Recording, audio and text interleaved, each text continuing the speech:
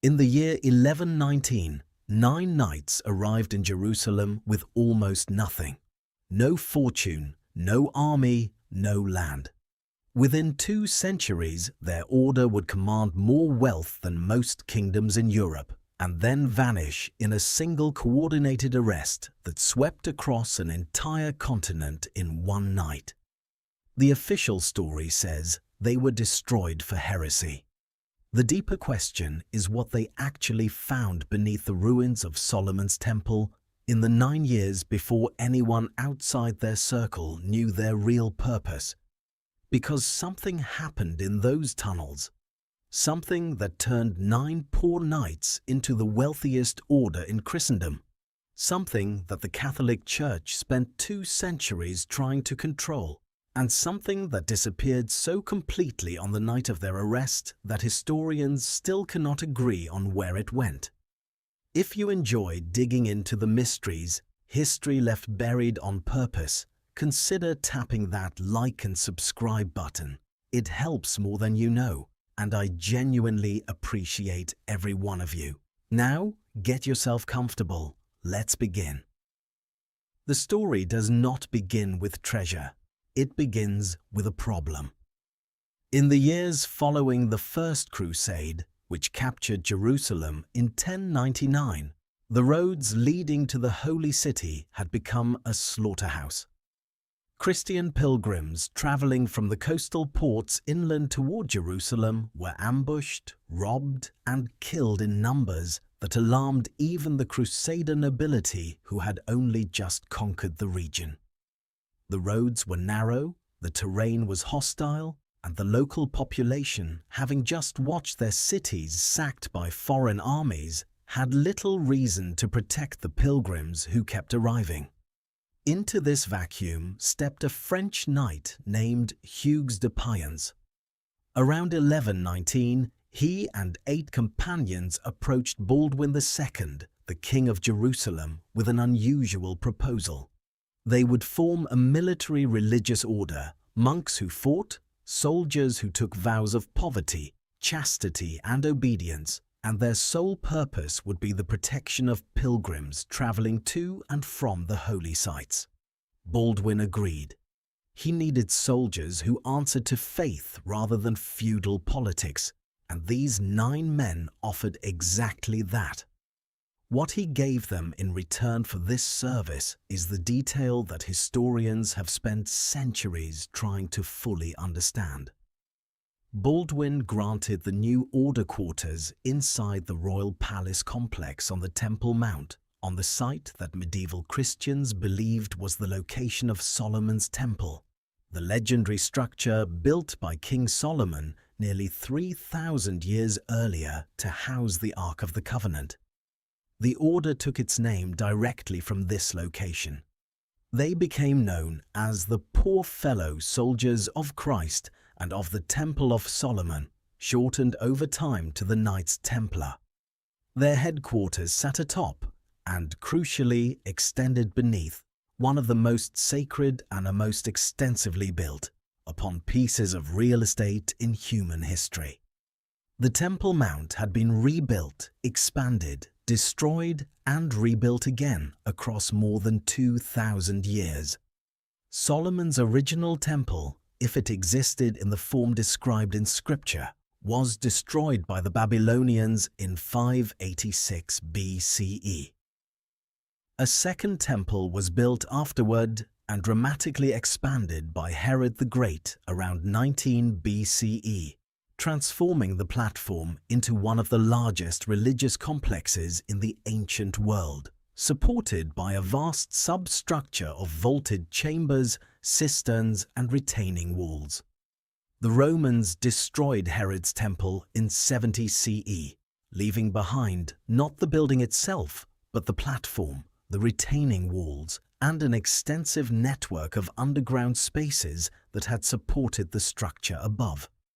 By the time the Templars arrived in 1119, this underground network had been sealed, forgotten in parts, and partially reused by various occupying powers for 13 centuries. the most architecturally significant of these underground spaces, and the one most central to every Templar treasure legend that followed, is a structure known today as Solomon's Stables. Despite the name, scholars agree this was not built by Solomon.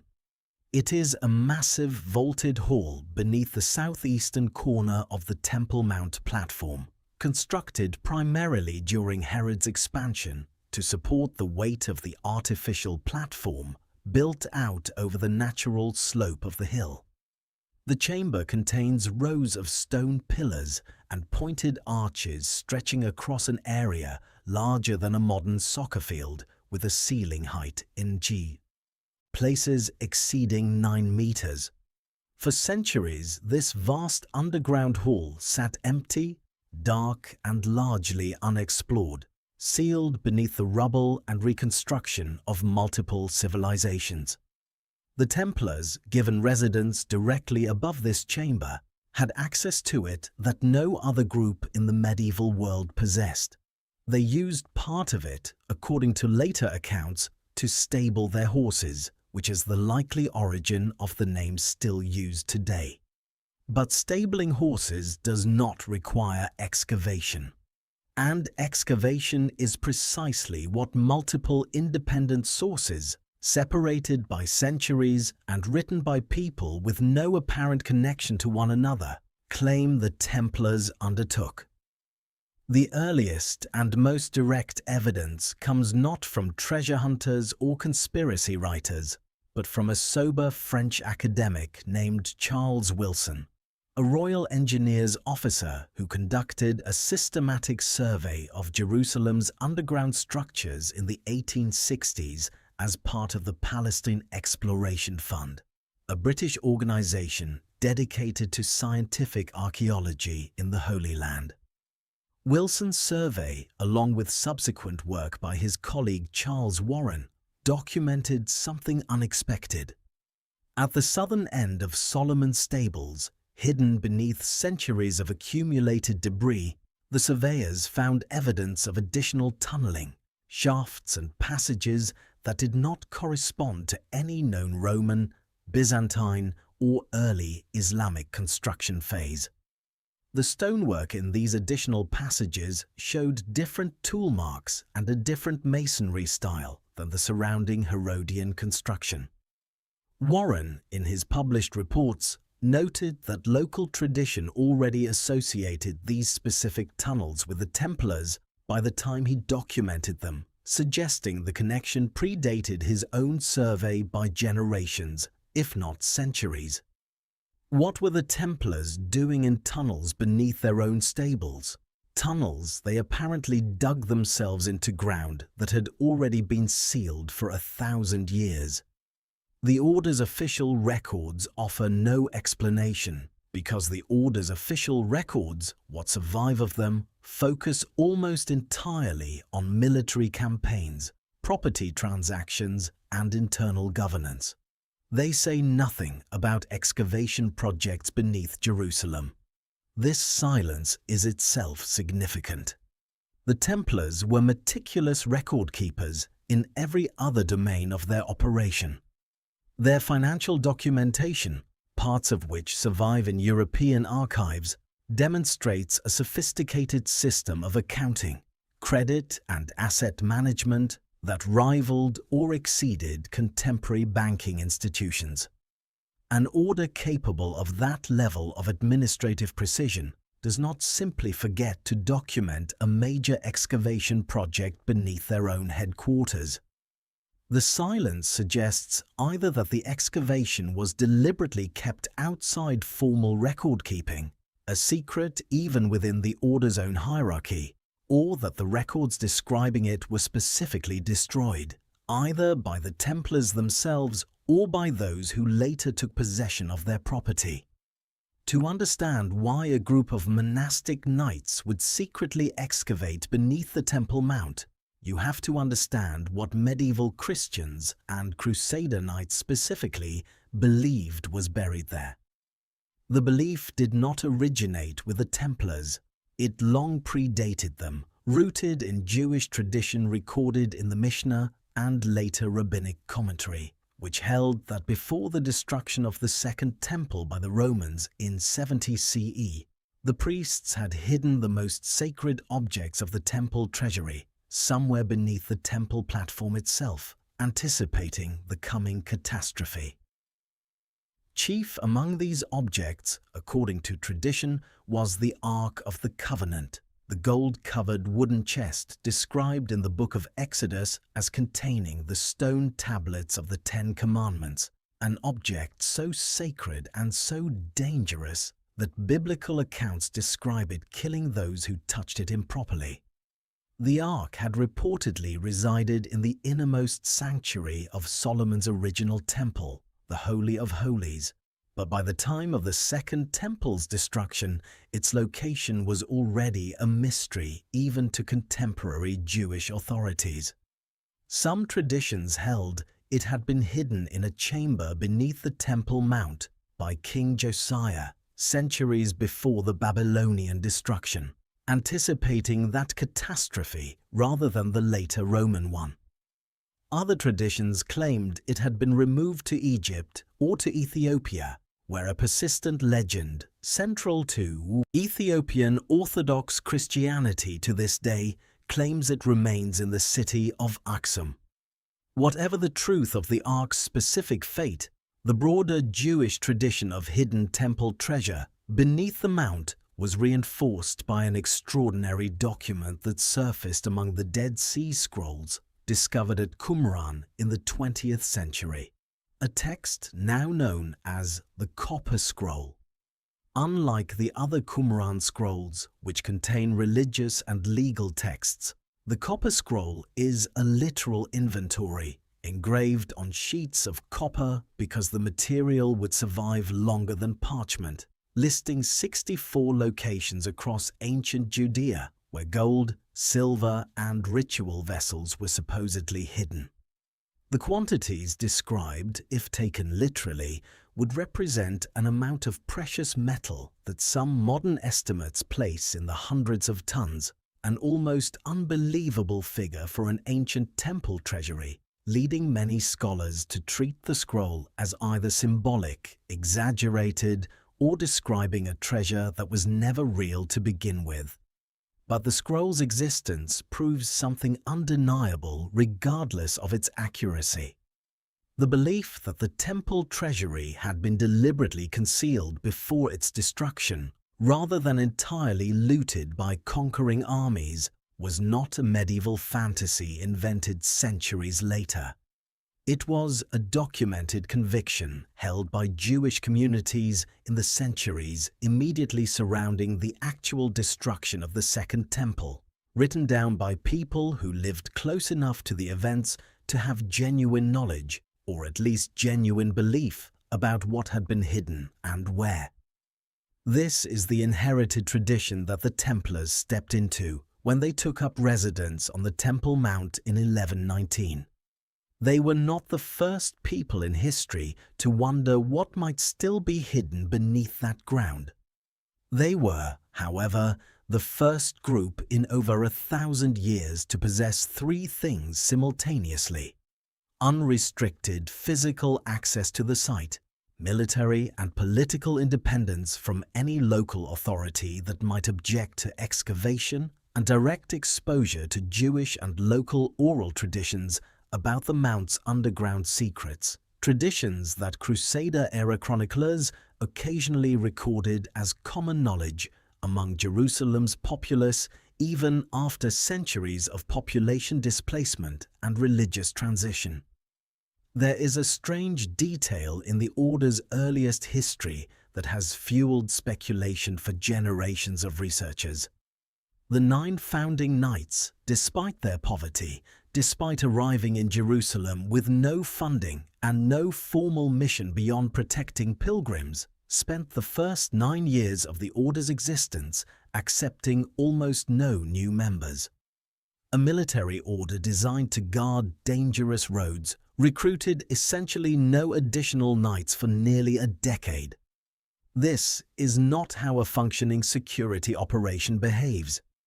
Security operations that genuinely need bodies on the road recruit aggressively from the start. Instead, contemporary chroniclers describe the founding Templars spending much of this period in and around their quarters on the Temple Mount, a detail that William of Tyre, the most important chronicler of the Crusader kingdoms writing later in the 12th century, found notable enough to record, even though he wrote with evident skepticism about the order by the time of his account, having grown suspicious of its wealth and independence. William of Tyre's chronicle is, in fact, the primary written source modern historians rely on for the order's founding decade, and even he, writing decades after the events with access to people who would have remembered the founding knights, expresses uncertainty about what exactly occupied them during those quiet early years. Modern researchers who have tried to reconstruct this period point to a specific and verifiable detail. The shafts identified in Wilson and Warren's 19th century surveys, the additional tunnelling beneath Solomon's stables, attributed by local tradition to the Templars, lead toward and connect with a section of the substructure that Herodian-era construction had specifically sealed off. A section that, based on the surviving architectural plan of the Second Temple complex, corresponds roughly to the area beneath where the Holy of Holies would have stood in the original temple layout, assuming continuity of religious geography across centuries of rebuilding, which is itself a debated assumption among archaeologists, since the exact footprint of Solomon's original sanctuary relative to Herod's later platform is not established with certainty. If the Templars were digging toward that specific area, and the tunnel orientation documented by Warren suggests they were, then their excavation was not random exploration. It was targeted, directed by some specific knowledge or belief about where to look. What complicates the story further, and what separates legitimate historical inquiry from pure speculation, is that no Templar artifact unambiguously linked to Solomon's Temple has ever been recovered, displayed, or documented in any contemporary medieval source.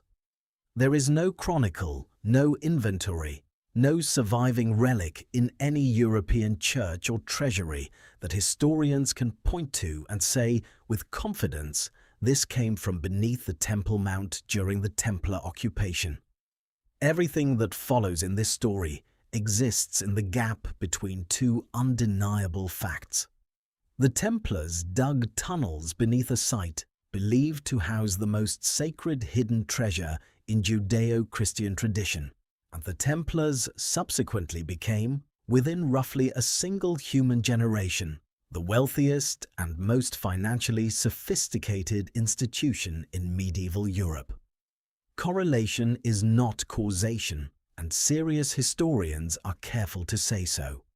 But the timing, the location, and the secrecy form a pattern that has never stopped attracting attention, precisely because no alternative explanation for the order's transformation has ever been fully satisfying either.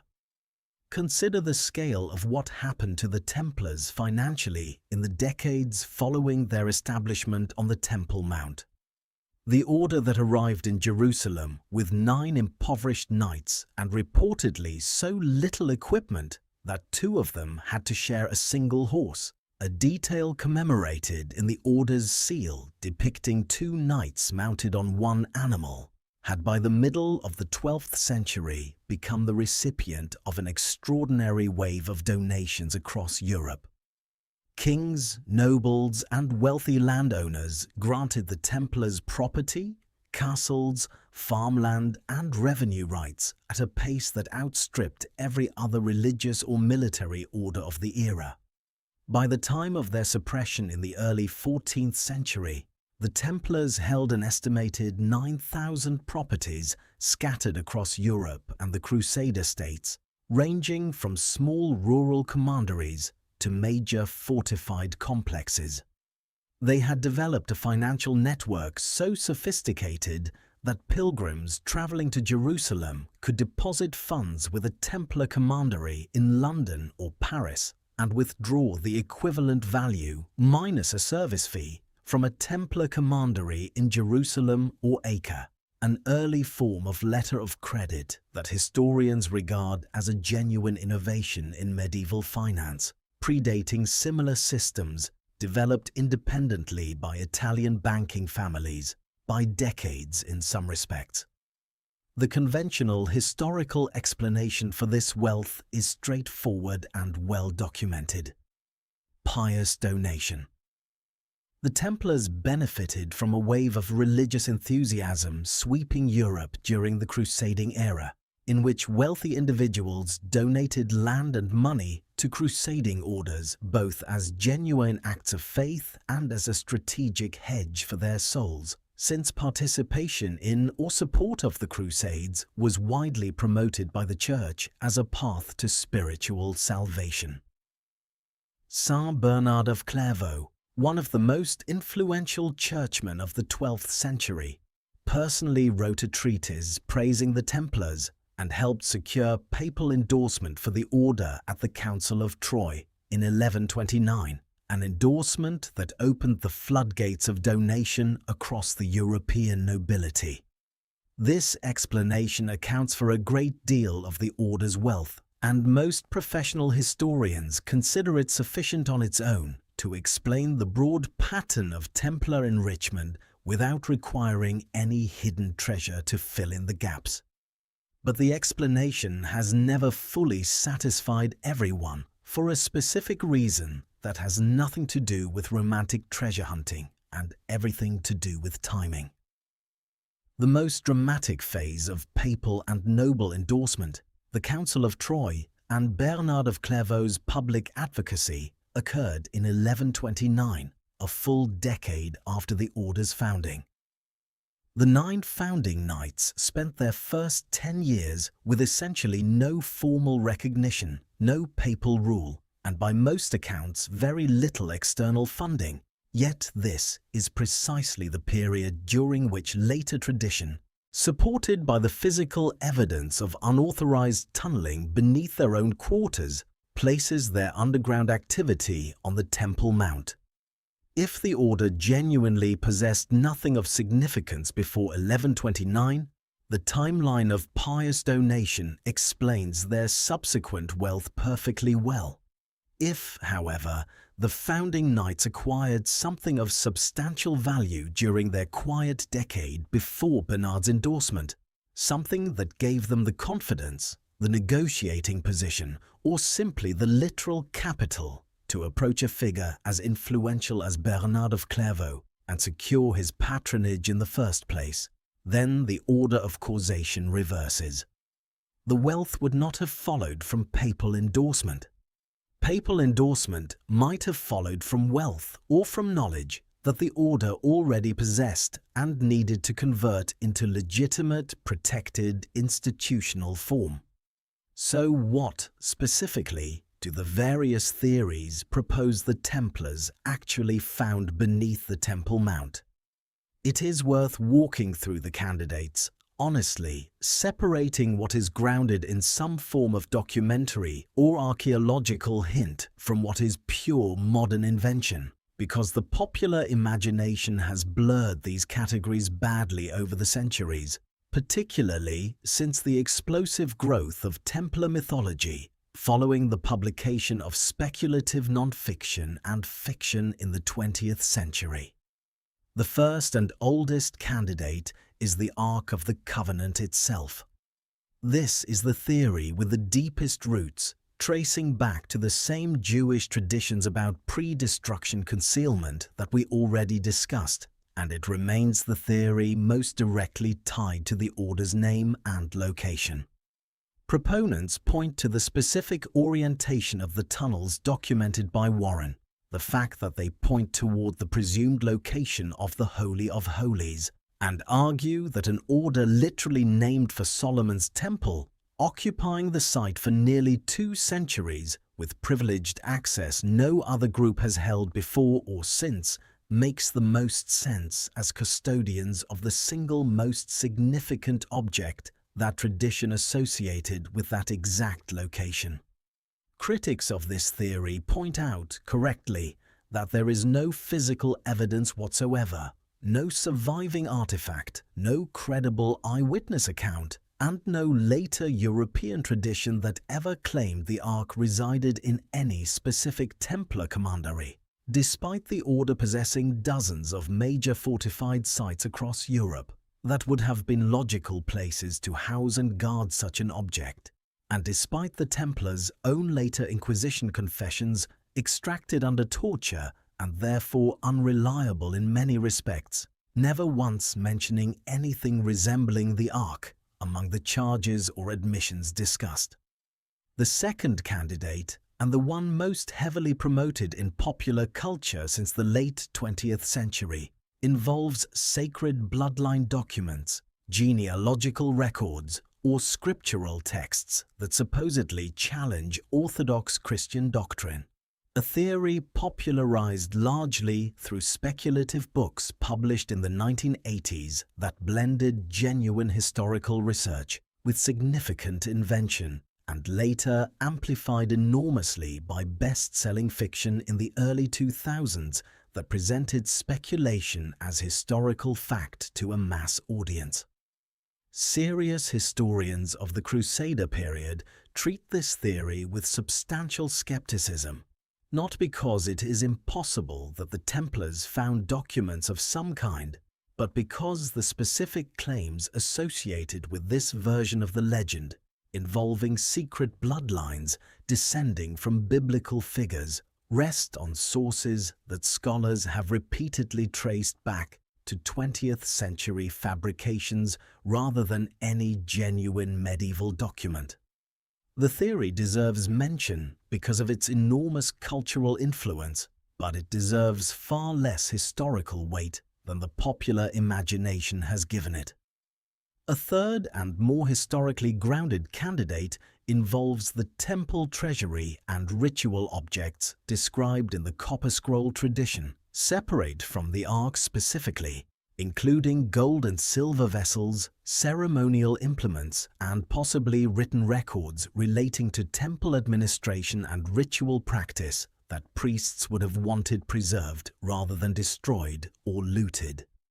This theory has the advantage of aligning with a documented ancient Jewish belief, the Copper Scroll itself, discovered independently of any Templar legend nearly 2,000 years after the events in Tosin. Question: in a location, Qumran, that has no direct connection to the Templars at all, the scroll's existence demonstrates that the concealment tradition was real and contemporary to the actual temple destruction, even if its specific inventory may be symbolic or exaggerated. If priests in the 1st century genuinely hid temple valuables in anticipation of Roman destruction, and some of those valuables remained concealed and undiscovered for the following 1,000 years, then a group with privileged underground access in the 12th century, discovering some portion of that material, becomes a far less extraordinary claim than discovering the Ark specifically. It would not require the Ark to have survived multiple historical destructions and relocations across a millennium. It would only require that some portion of a documented historical concealment effort had simply never been found by the various powers that occupied Jerusalem in the intervening centuries, which, given the sheer scale and complexity of the Temple Mount's underground architecture, is not an unreasonable possibility. A fourth theory, less sensational but taken seriously by some economic historians, proposes that what the Templars found was not primarily religious in nature but practical. Stores of gold, silver, and minted currency, the literal contents of an ancient treasury, accumulated tax revenue and tribute that the temple authorities had collected and concealed before the Roman destruction, separate from any specifically sacred ritual object. ancient temples across the Mediterranean and Near East commonly functioned as financial institutions as well as religious centers, holding deposits, administering loans, and storing the wealth of both the religious establishment and wealthy individuals who used temple vaults for safekeeping, a practice documented for temples throughout the ancient world, not uniquely for the Jerusalem temple. If the Jerusalem temple operated similarly, and there is reasonable historical basis to think it did, then a concealed treasury discovered by the Templars would not need to be supernatural or even particularly mysterious to explain the order's subsequent wealth. It would simply need to be large. Proponents of this theory point to the order's later expertise in exactly the kind of financial instruments, deposits, transfers, and credit systems that someone who had directly encountered a functioning ancient treasury system might plausibly have studied and adapted. None of these four theories can be proven with the evidence currently available, and it is entirely possible that the truth involves elements of more than one or none of them in their popularly described form. What can be said with more confidence is the documented historical outcome, regardless of its cause. By the middle of the 12th century, the Knights Templar had transformed from 9 landless knights into an organization developing financial techniques that European banking would not see replicated outside the order for generations. They issued what amounted to letters of credit, allowing a traveler to deposit funds at one commandery and withdraw equivalent value at another, vastly reducing the danger of carrying physical wealth across Crusader-era roads. They managed loans to kings, including substantial financing extended to the French crown itself, a detail that becomes significant later in this story. They administered vast agricultural estates across Europe with professional efficiency, generating steady revenue independent of any single donation or campaign. They built and maintained a network of fortified treasuries, the most famous located at the Paris Temple, a massive fortress complex in the heart of the French capital that functioned for a period as something close to the de facto central depository for the French royal treasury itself, with kings depositing crown jewels and state funds under Templar protection because the order's security and financial discipline exceeded what the French monarchy could provide for itself. This is the detail that historians who are skeptical of any hidden Temple Mount treasure point to most forcefully. The Templars did not need a fantastical ancient treasure to become wealthy.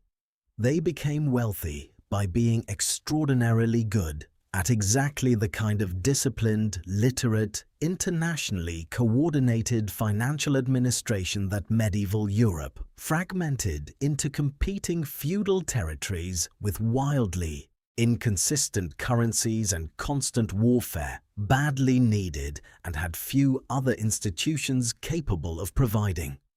A monastic order bound by vows of obedience, with literate members trained in record-keeping for religious purposes, operating across borders that secular institutions could not easily cross, possessed structural advantages that had nothing to do with what may or may not have been found beneath Jerusalem. This is almost certainly true as far as it goes, but it does not fully resolve the underlying tension in the story, because structural advantage explains how an organization could become wealthy once it had momentum and reputation. It explains less well why an order with no prior reputation, no royal pedigree, and apparently minimal external funding during its first decade managed to attract the patronage, beginning with Bernard of Clairvaux himself, that gave it the initial momentum to begin with. Whatever the true origin of Templar wealth, that wealth eventually became the order's death sentence. By the early 14th century, The political landscape that had allowed the Templars to flourish had changed dramatically. The Crusader states in the Holy Land had collapsed entirely. Acre, the last major Crusader stronghold, fell to Mamluk forces in 1291, ending nearly 2 centuries of Christian presence in the region the Templars had been founded to defend. With no more Holy Land to protect, the Order's original purpose effectively evaporated, yet the Templars remained enormously wealthy, enormously powerful, and answerable to no secular authority, since, as a religious order, they reported directly to the Pope rather than to any king. This combination, immense wealth and resources, paired with a vanished mission and an independence from royal control, made the Templars uniquely vulnerable to a particular kind of danger. They were rich, militarily organized, and politically unaccountable to the very monarchs in whose territories most of their wealth physically resided.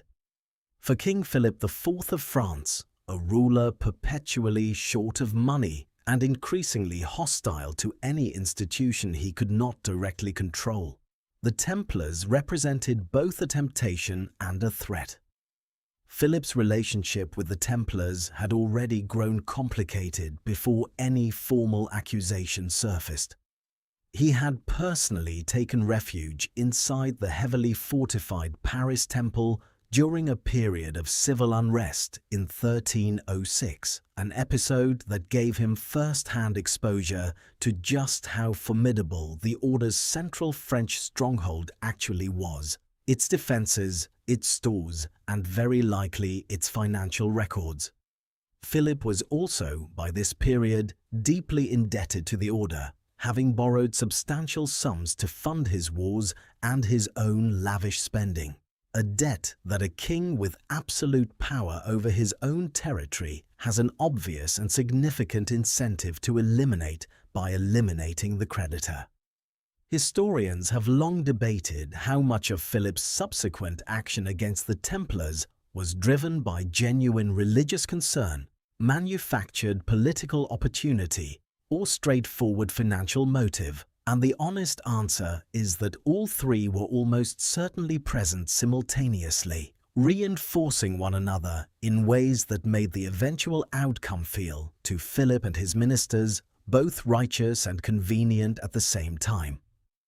On the night of Friday, October the 13th, 1307, Philip's officials executed a coordinated mass arrest of Templars across the entirety of France, a logistical operation requiring secret coordination across hundreds of locations simultaneously, sealed orders distributed in advance, and opened only on the appointed day, a degree of administrative precision that itself testifies to how seriously and how methodically the French crown approached the operation. Templar leaders, including the Order's Grand Master Jacques de Molay, were arrested in Paris and elsewhere. The charges levelled against them, formally announced through a campaign of accusation that the Crown coordinated with considerable propagandistic skill, included heresy, idol worship, obscene initiation rituals, and a litany of other offences that historians today regard with substantial skepticism, since the confessions used to support these charges were extracted through torture, a standard inquisitorial practice of the era that produces confessions reflecting what interrogators want to hear, rather than reliable historical fact. Jacques de Molay himself, after initially confessing under torture, later retracted his confession, a decision that ultimately led to his execution by burning at the stake in 1314 after years of imprisonment alongside the Templar preceptor of Normandy, Geoffroy de Charnay. But here is the detail that has fueled centuries of speculation more than any single confession or charge levelled against the Order.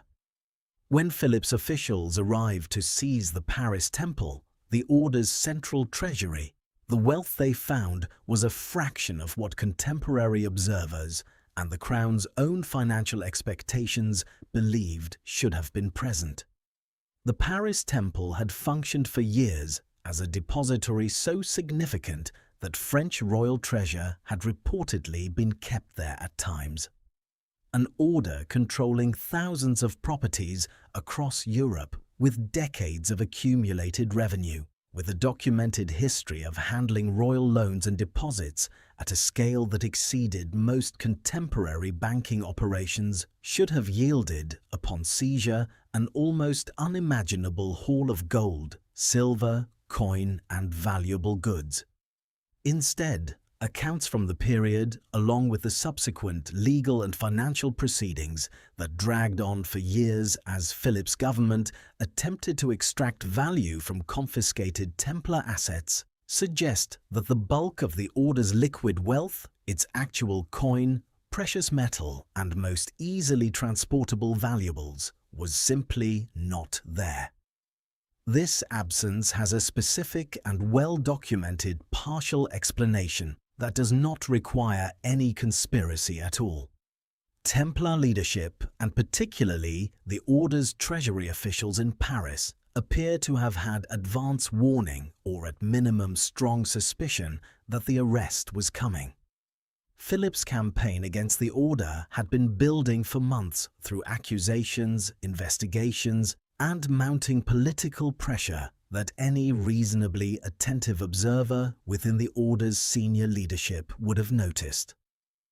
Several chroniclers and later legal records reference a fleet of Templar ships that departed from the port of La Rochelle, the Order's primary Atlantic port on the French coast, in the days immediately preceding the October arrests. What those ships carried and where they ultimately went is one of the most genuinely unresolved questions in the entire Templar story, distinct from and considerably better evidence than the earlier Jerusalem treasure tradition, because this disappearance occurred within living memory of contemporaries, was referenced in records close to the events, and involved an order that everyone agreed possessed enormous and specifically documented wealth that should have been seizable and was not. The La Rochelle fleet has generated its own cottage industry of theories over the centuries, each with different degrees of evidentiary support. The most geographically conservative theory holds that the ships simply redistributed Templar wealth among the Order's remaining commanderies in territories outside direct French royal control, particularly into Portugal, where King Dinis I took a notably different approach to the Order than Philip had. Rather than persecuting the Templars, Portugal absorbed much of the Order's personnel and, crucially, much of its property and institutional structure into a newly created entity called the Order of Christ, founded in 1319 with papal approval, which inherited Templar holdings, including significant fortified properties, and continued operating with substantial continuity of personnel and purpose. If Templar wealth fled anywhere documented and traceable, Portugal is the destination with the strongest paper trail, since the Order of Christ's subsequent history, including its later role funding Portuguese voyages of exploration during the Age of Discovery, demonstrates an institution with real ongoing financial substance inherited from somewhere. A second theory, geographically more dramatic and considerably more speculative, holds that some portion of the fleet, or the Order's most sensitive and valuable cargo, crossed the Atlantic entirely, decades before Columbus's documented voyage, reaching the coast of what is now Nova Scotia in modern Canada. This theory centers heavily on Oak Island, a small island off the Nova Scotia coast that has been the subject of treasure hunting expeditions since the late 18th century. Built around a mysterious sequence of constructed shafts, alleged booby traps, and recovered artifacts that some researchers connect to Templar or broader medieval European presence, and which has been the subject of extensive popular media investigation in recent decades. It is important to be direct about the evidentiary status of this theory. No mainstream historian specializing in medieval France or the Crusader era treats the transatlantic Templar fleet theory as established history, and the broader scholarly consensus regards pre-Columbian European presence in North America as limited to the well-documented Norse settlements centuries earlier, with no accepted archaeological evidence supporting a 14th century French Templar voyage. The Oak Island excavations, despite well over a century of effort and significant modern investment, have not produced a conclusive, peer-reviewed archaeological find definitively linking the site to the Templars or to any specific buried treasure at all. The theory persists in popular culture far more robustly than it persists in academic literature, and that gap is worth acknowledging honestly rather than glossing over.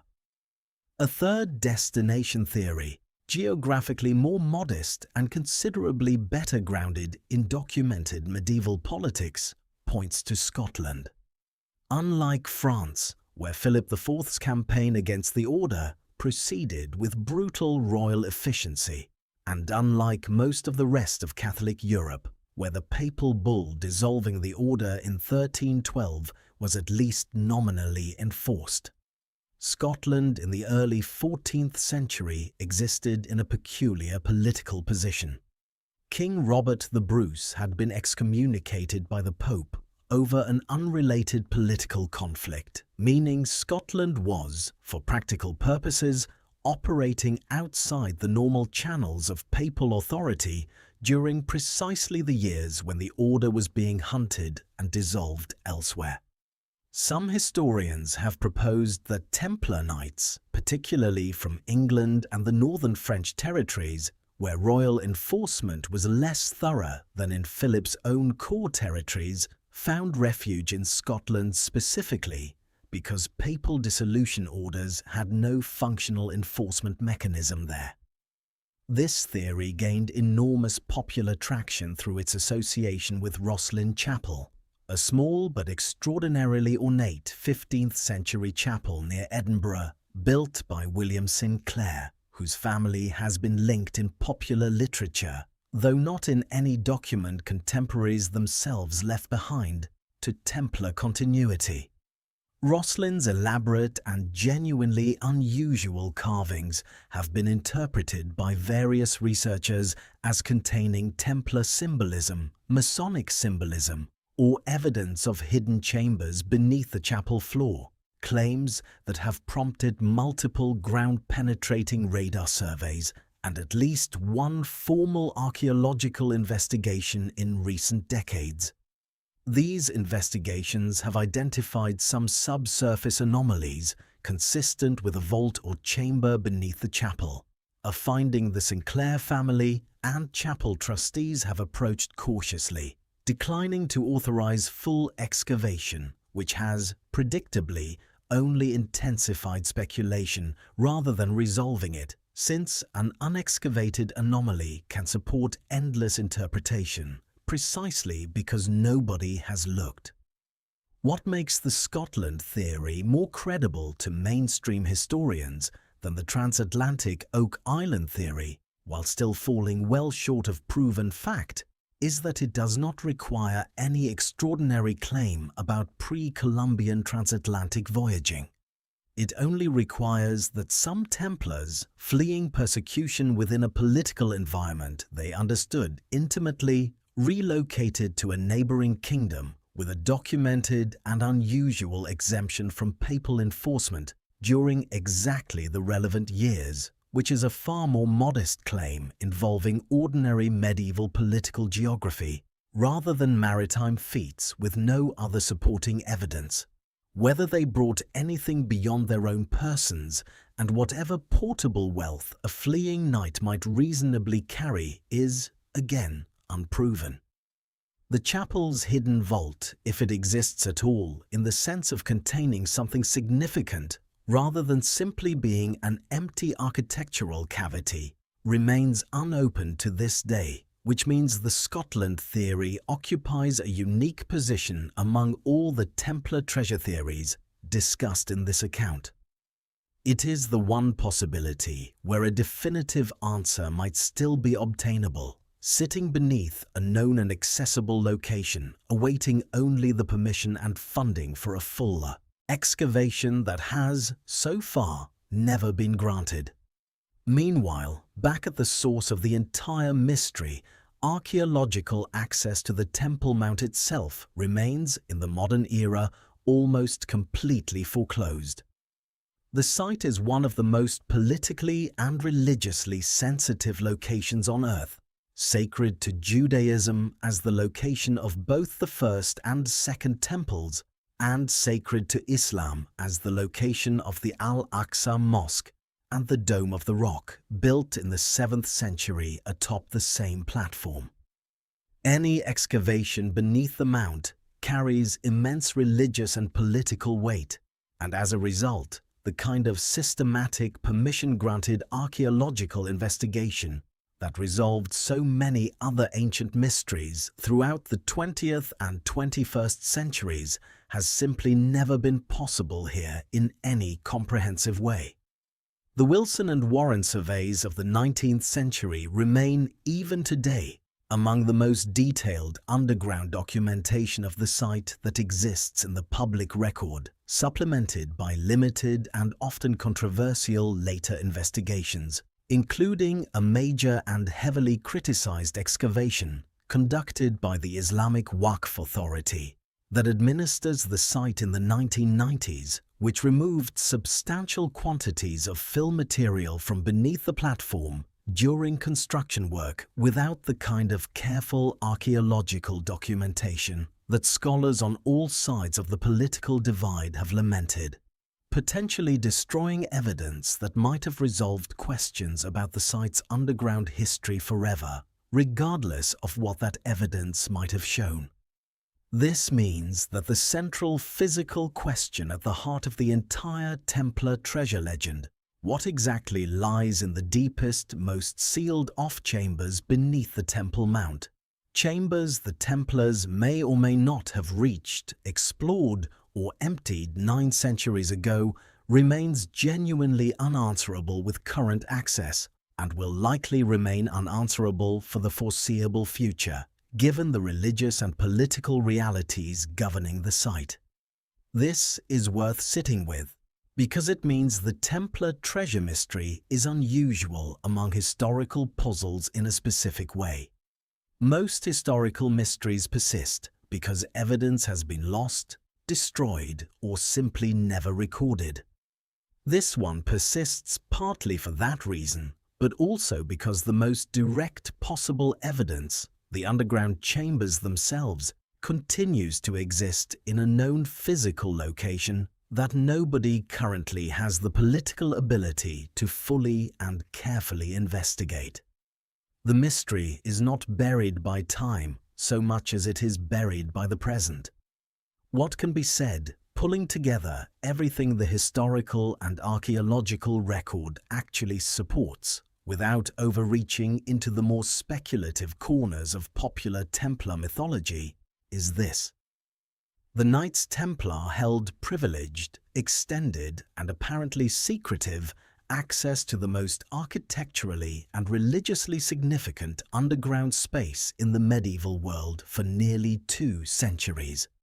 Physical evidence in the form of unexplained tunneling, documented by professional military surveyors in the 19th century using methods and standards that remain credible today, confirms that some form of excavation activity took place beneath their quarters that does not correspond to any known earlier construction phase.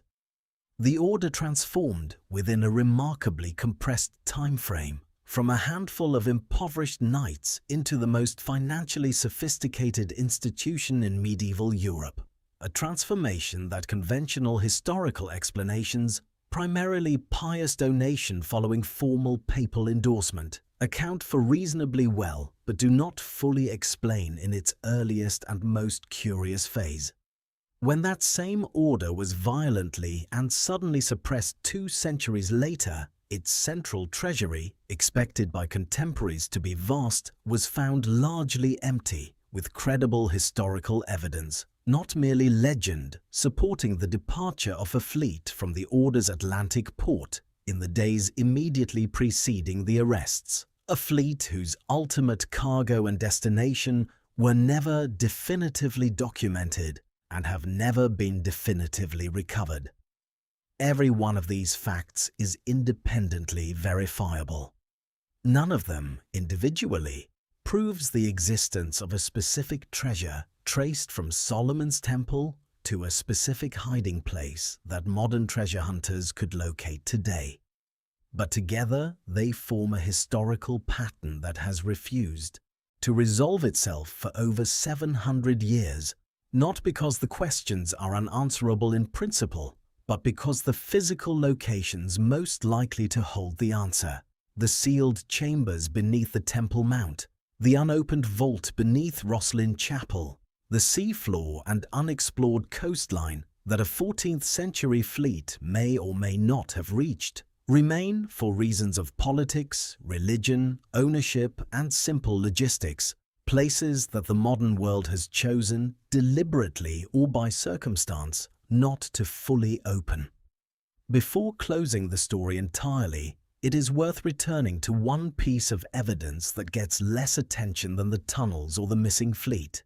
But that deserves more, because it comes not from later legend, but from the actual surviving transcripts of the trials themselves.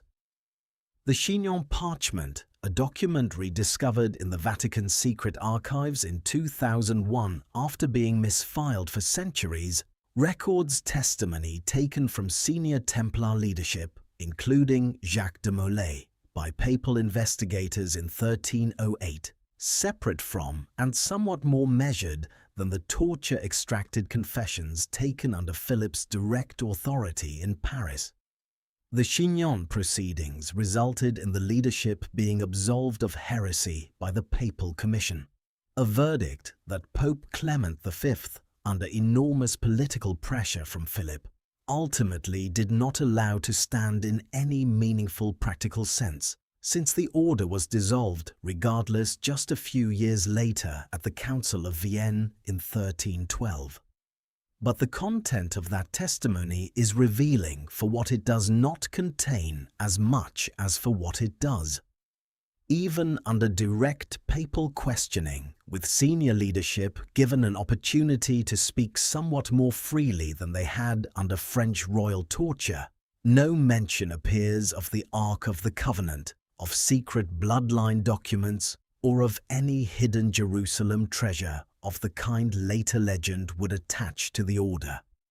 The closest the surviving testimony comes to anything resembling a secret is acknowledgement of the order's unusual initiation practices, which the investigators interpreted, likely incorrectly according to most modern historians, as evidence of heretical ritual, when they may simply have reflected ordinary medieval monastic symbolism taken out of context by hostile interrogators looking for confirmation of charges already decided in advance. This absence matters for honest historical assessment.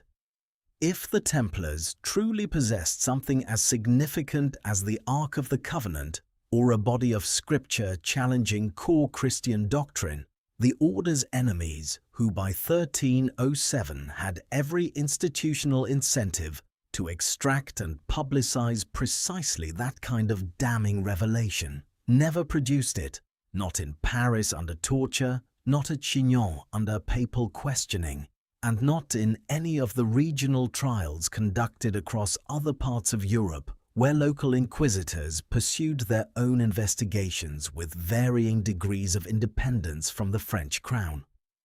Conspiracies of the scale that later legend imagines tend to leave some trace in exactly this kind of adversarial proceeding, where the accusers are actively searching for damning material and have every reason to publicize whatever they find.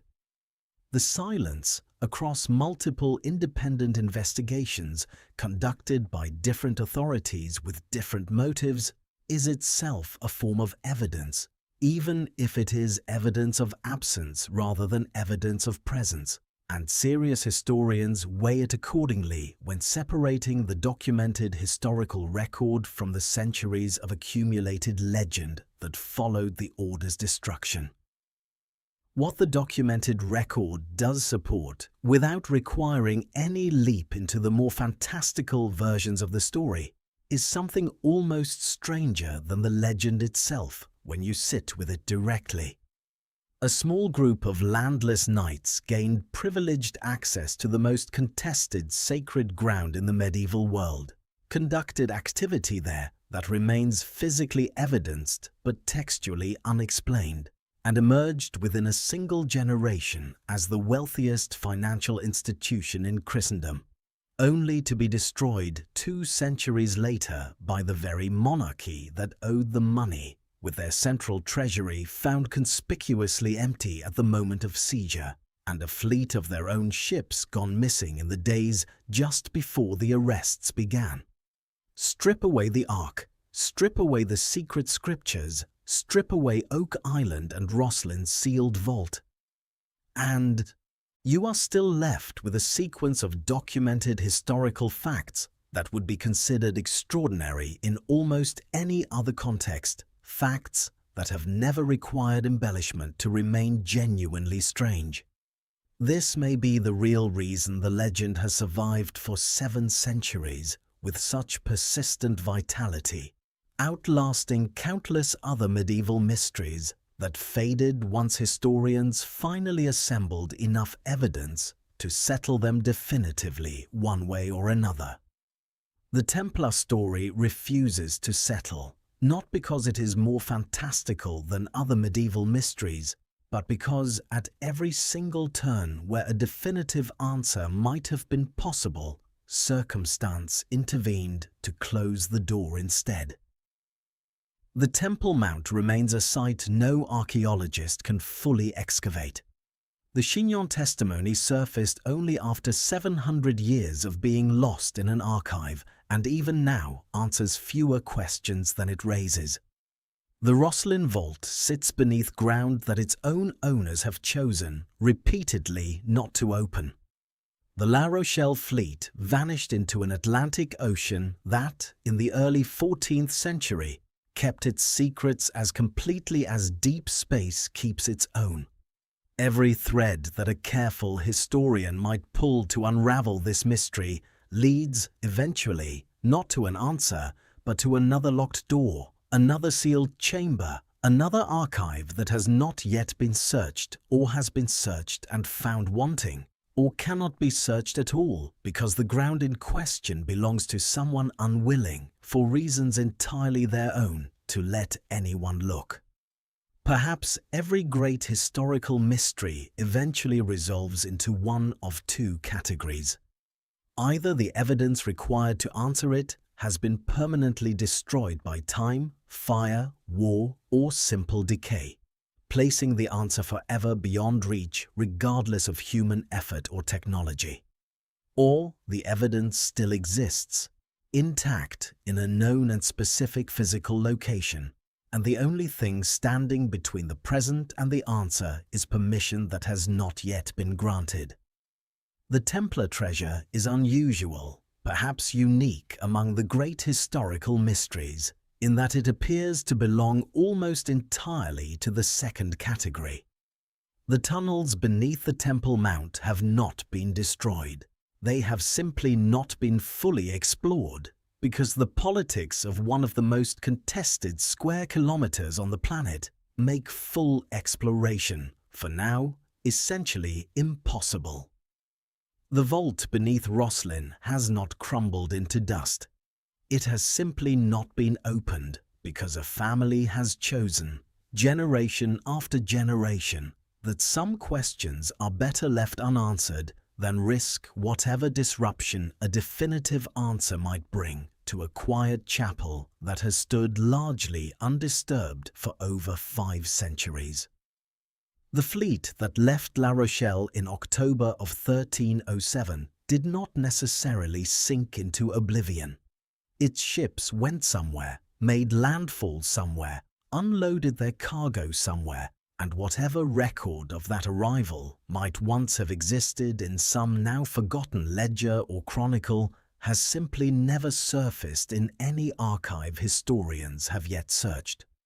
So the knights who arrived in Jerusalem in 1119 with nothing, and the order that was destroyed in 1307 holding, by every contemporary expectation, far less than it should have, continue to occupy a strange and specific place in history, not as the subjects of a solved mystery, and not quite as the subjects of an unsolvable one either, but as something rarer than either.